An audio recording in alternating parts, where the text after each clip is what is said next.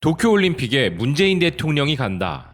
이런 류의 보도에 설레실 분들 소수이긴 하겠지만 일본 극우와 같은 의견인 분들 국내에도 존재하죠. 우리가 일본에게 드디어 항복했다. 이기지도 못할 싸움 왜 걸었냐 하면서 말입니다. 허나 우리 청와대의 입장을 확인해보면 전혀 그렇지 않습니다. 전제 조건이 붙어 있는데요. 그것은 바로 한일 정상회담 그리고 예견할 수 있는 성과입니다. 이 중 가장 핵심 단어는 바로 예견할 수 있는 성과이죠. 아시다시피 정상 간의 회담이라는 것은 회담에 앞서 실무적인 합의를 비롯 상호 간에 원하는 바가 일치해야 의미가 있고 또 그래야 이루어지는 것인데요. 산케이는 스가 총리가 한국 대통령과의 회담에 긍정적인 것 같다는 보도를 하면서 문재인 대통령이 방이라는 경우 외교적으로 정중하게 대응하는 것이 당연하다라고 이야기한 스가 총리의 말을 전하고 있습니다. 지금 누가 더 간절한 상황인가를 놓고 보면 답이 나옵니다. 아울러 미국과 관련하여 한미일 관계에 대한 언급이 있었을 수도 있겠으나 상식적으로 생각해 볼 때 위기를 기회로 만들어내고 있는 현 정부가 국민들의 정서적인 부분을 외면하면서 도쿄올림픽 방문에 길을 쓸 이유가 없는 것이죠. 대승적 차원에서 방문을 하게 된다고 해도 이는 합리적인 한국의 국익이 있을 때 움직일 거라 보는 것이 상식적입니다. 일본의 입장에서는 한국의 높아진 위상을 감안할 때 안 그래도 흥행이 박살날 것으로 결정나버린 도쿄올림픽의 꼬락서니를 보았을 때 인접국이자 선진국 반열에 오른 대한민국 정상의 도쿄 방문을 통해 그들이 얻을 것이 더 크다고 판단할 수밖에 없는 것인데요. 그리고 그 점을 파고드는 전략은 반드시 필요하기에 어떤 결정도 내리지 않는 우리 정부의 판단은 옳습니다. 스가 총리, 일본의 입장에서 흥행의 가능성은 전혀 없습니다. 무관중 확정이라는 것이 가진 상징적 의미는 현재 영국과 유럽을 뜨겁게 달구고 꽉 찬 경기장을 연출하고 있는 상황과 대비되기 때문에 더 최악으로 몰리는 것인데요. 이미 관계자의 입에서 도쿄올림픽은 망국의 재전이라는 말이 나오고 있고 산케이도 이는 즐길 수 없는 이벤트라 이야기한 워싱턴 포스트의 보도를 전하고 있습니다.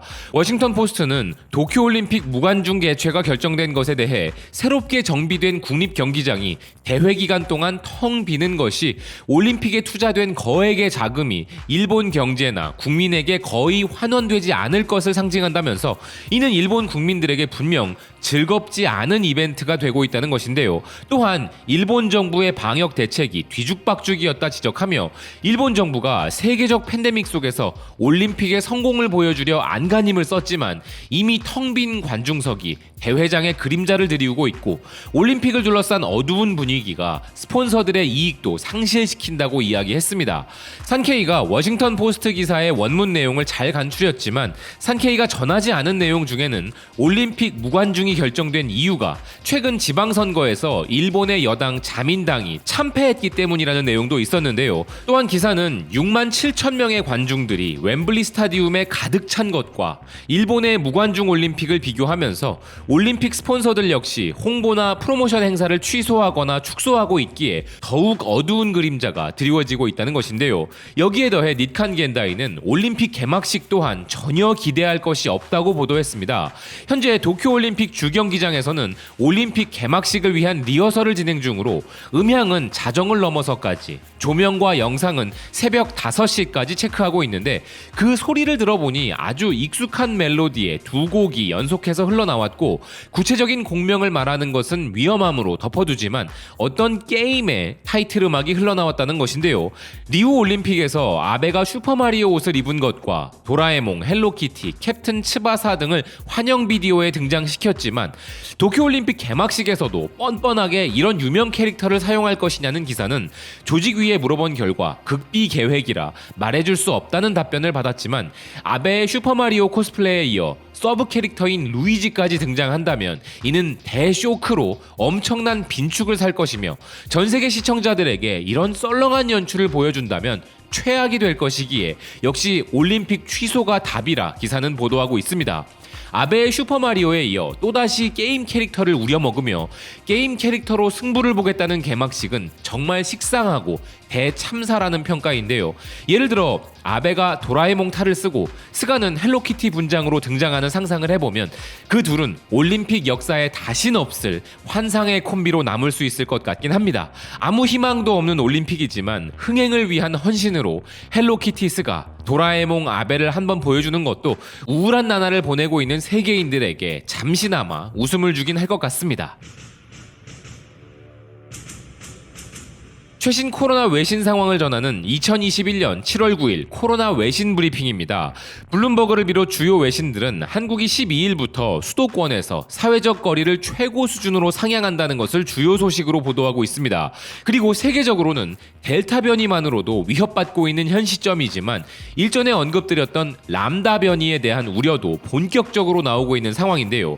인사이더는 남미 페루에서 람다 변이가 자리 잡아 과학자들이 이를 걱정하고 있는데 람다 변이는 전염성이 더욱 강한 것으로 보이지만 백신으로 예방이 가능한 부분을 전하고 있습니다. 현재 람다 변이는 WHO의 주요 연구 대상으로서 최소 29개국으로 확산된 상태이며 5월에서 6월 페루 전체 사례의 81%를 차지하였고 미국에서도 최소 563명이 이 변이에 감염되었는데 라스베가스 네바다 대학의 연구진들은 이 변이 바이러스를 하수구에서 발견하였다면서 이는 이 변이가 이미 미국의 지역사회에 도 퍼지고 있음을 시사한다는 것입니다. 즉 이 변이 바이러스는 남미 지역 국가들을 이미 넘어섰고 전 세계적인 유행의 가능성도 시사하고 있기에 우리 역시 걱정하지 않을 수 없는 상황인데요.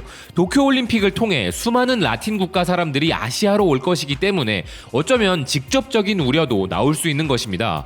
영국 웰컴 생어 인스티튜트의 책임자인 제프 베럿은 현재 람다 변이는 다른 변이들에 비해 변이 정도가 심상치 않다는 의견을 냈으며 칠레 대학의 연구진들은 이 변종이 독특한 돌연 변이로 실험을 통해 영국에서 처음 발견된 알파 변종보다 더 전염성이 있음을 밝혀냈다는 것인데요. 허나 이 연구는 실제가 아닌 실험실 연구이기 때문에 실제 상황과의 연관성을 알기 어렵고 아직 정보가 많이 부족한 점이 있다고 합니다.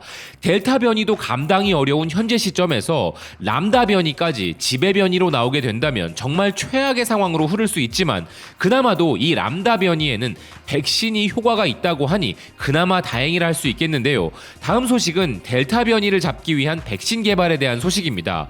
뉴욕타임즈에 따르면 화이자와 바이오엔텍은 델타 변이를 막기 위한 백신 개발을 시작했습니다. 새로운 연구에 따르면 한 번의 백신 접종으로는 델타 및 베타 변이체를 막기에 충분하지 않기에 이들은 현재 98개국으로 확산된 델타 변이를 표적으로 하는 백신을 개발 중에 있으며 오는 8월 백신 임상시험을 시작할 예정이라는데요. 보도자료에서 양사는 세 번째 백신을 맞은 사람들에 대한 유망한 결과를 보고했지만 구체적인 데이터는 제공하지 않았다는 기사는 두 번째 접종한 지 6개월 후에 추가 백신 접종을 하면 기존 바이러스와 변이에 대한 항체 효능이 5배에서 10배 증가한다는 양사의 주장을 보도했습니다.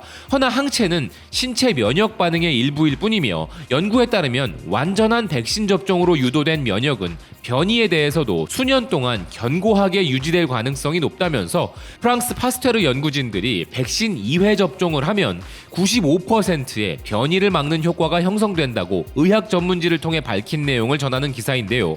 2차 접종 이후에 3차 추가 접종이 필요할 수도 있다는 이야기는 일단 질병관리청의 확실한 발표 이전에는 가려들을 필요가 있겠고 중요한 것은 현재 시점에서는 백신 2회 접종을 마치는 것만으로도 변이 바이러스에게까지 막강한 효과가 있다는 부분입니다. 시청해주셔서 고맙습니다. 또 뵙겠습니다.